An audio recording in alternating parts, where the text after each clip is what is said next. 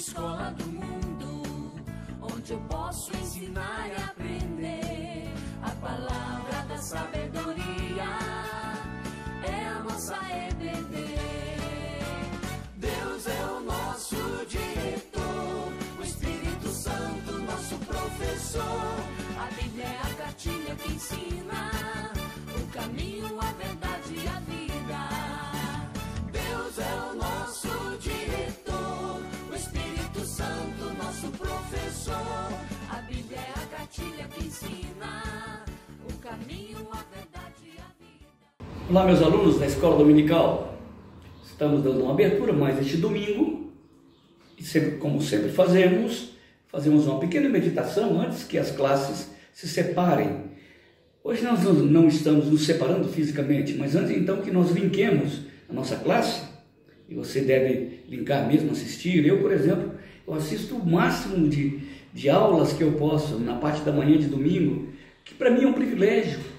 Não me lembro o tempo da minha vida, eu tenho 40 anos de ministério, que eu podia acessar todas as classes e assistir todas as aulas da Escola Dominical. Para mim está sendo uma experiência, olha, creio-me, fantástica, tá bom?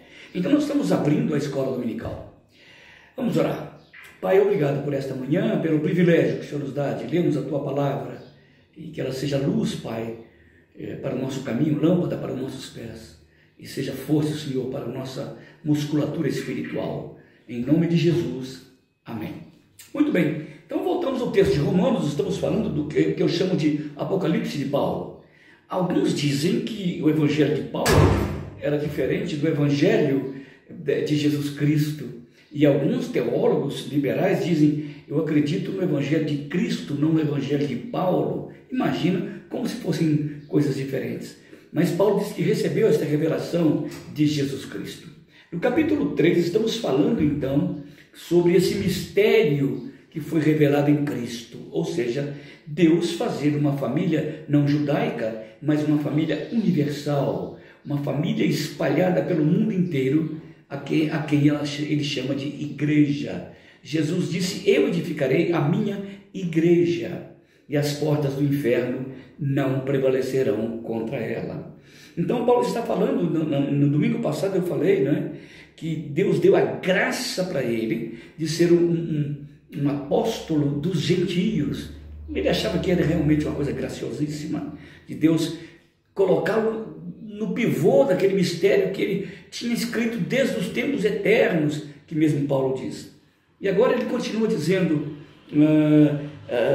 orando a Deus. Paulo ora algumas vezes nesta carta, e esta aqui é uma das orações, capítulo 3, versículo 14. Por esta causa me ponho de joelhos diante do Pai, de quem toma nome toda família, tanto a do céu como a da terra.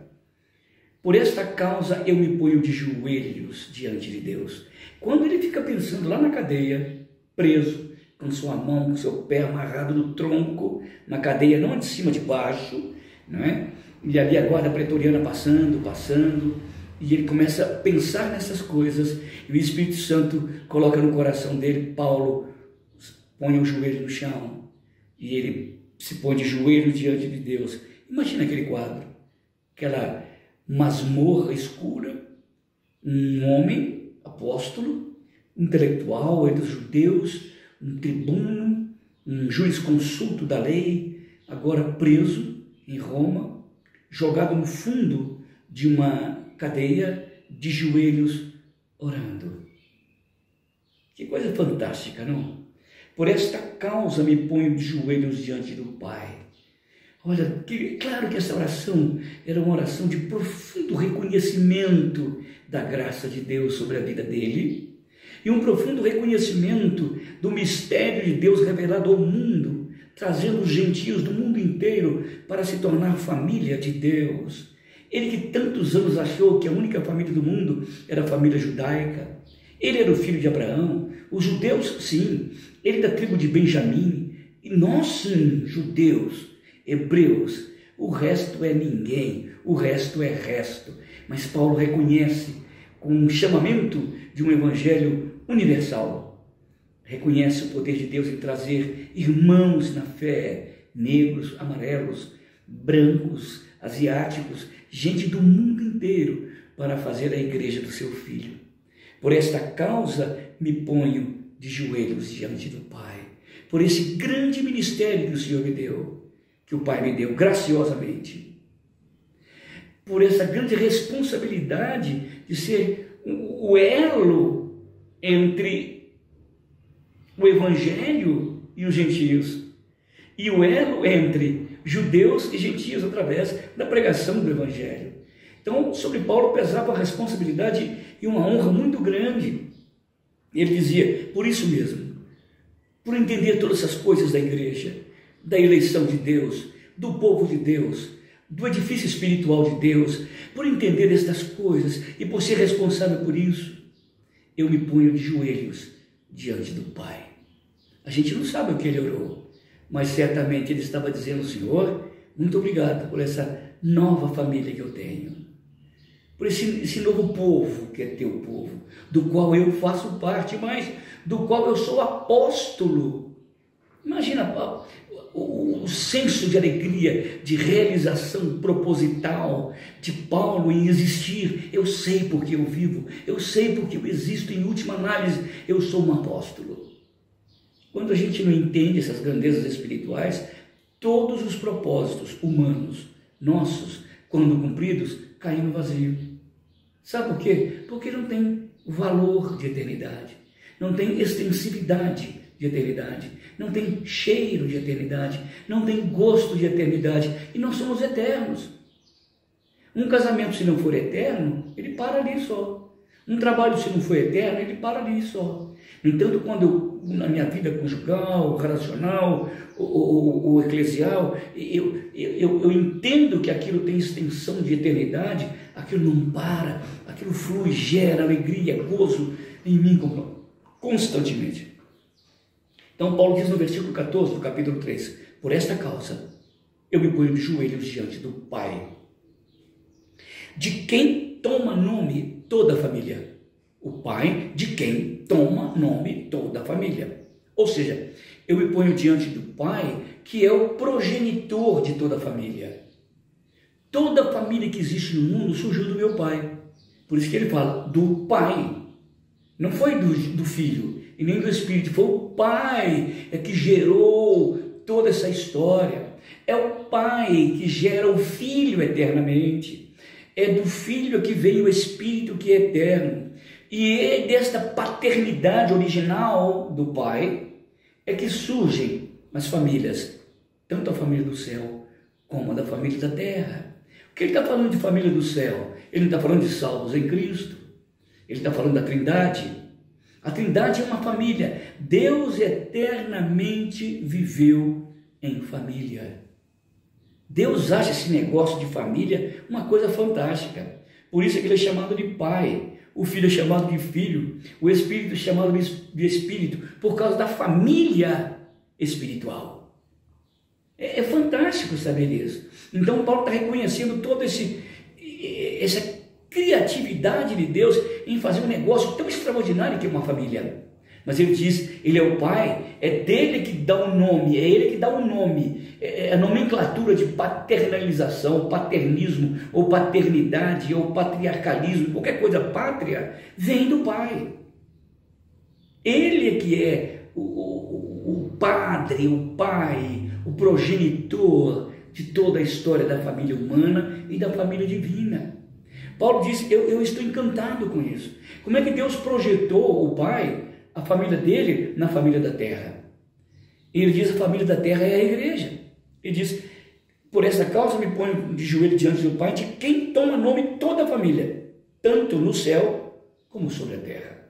Isto é, o que o Pai fez? Ele resolveu projetar a sua família, Pai, Filho e Espírito Santo, numa família da terra. E ele faz isso através dos lares, dos casamentos, que na verdade os lares, os casamentos, originalmente não eram assim. Deus não precisava de igreja, família, igreja, se a família do Éden não tivesse caído. Então a igreja já é uma derivação da queda da família do Éden, que frustrou, entre aspas, frustrou o plano de Deus. Então, através dessa, entre aspas, frustração, Deus projeta uma outra família que não vai falhar, que não vai cair, a igreja. Por essa causa me ponho de joelhos diante do Pai, de quem toma nome toda a família, tanto do céu como da terra. Quando você olha para a igreja, para a família nuclear, pai, mãe, filho, é uma projeção de Deus. Mas quando você olha para a igreja, é uma projeção de uma família ideal e perfeita, porque Ele que construiu essa família com o sangue do seu Filho. Lá na primeira família do Éden, Ele disse e aconteceu. Agora Ele não só disse, Ele deu-se, Ele morreu na cruz. O Filho derramou o sangue para comprar essa gente que Deus queria adotar como filhos e fazê-los igreja do Salvador. Por esta causa, me ponho de joelhos diante do Pai, de quem toma nome toda a família, tanto no céu como sobre a terra. Paulo estava assim, extasiado, diante desse grande plano de Deus para a humanidade. Ele estava completamente realizado por entender isso e por poder contar para os gentios. Nós contar para a igreja de Éfeso e nos chegar até hoje aqui na nossa igreja. Somos a família espiritual, somos a família de Deus. Por essa causa, me ponho de joelhos diante do Pai. Olha, o que eu aplicaria? Entender que eu sou igreja de Cristo, entender que eu tenho um Pai que teve um plano extraordinário de reabilitação e de reestruturação dessa família em Cristo, deve me colocar de joelhos também. Eu devo me pôr de joelhos diante do Pai e dizer, muito obrigado, Pai, porque eu faço parte desta grande família e que eu posso falar para os outros da minha genética espiritual, da minha família que começou lá no céu, na Trindade, e agora a Trindade se estende com a sua essência, a sua divindade, a sua glória até a mim. Coisa extraordinária é reconhecer que somos família de Deus. Por essa causa, me ponho de joelhos diante do Pai. Domingo que vem eu vejo você para falar um pouco mais sobre esta coisa gloriosa chamada igreja. Até lá, Deus abençoe. Vamos para a nossa classe.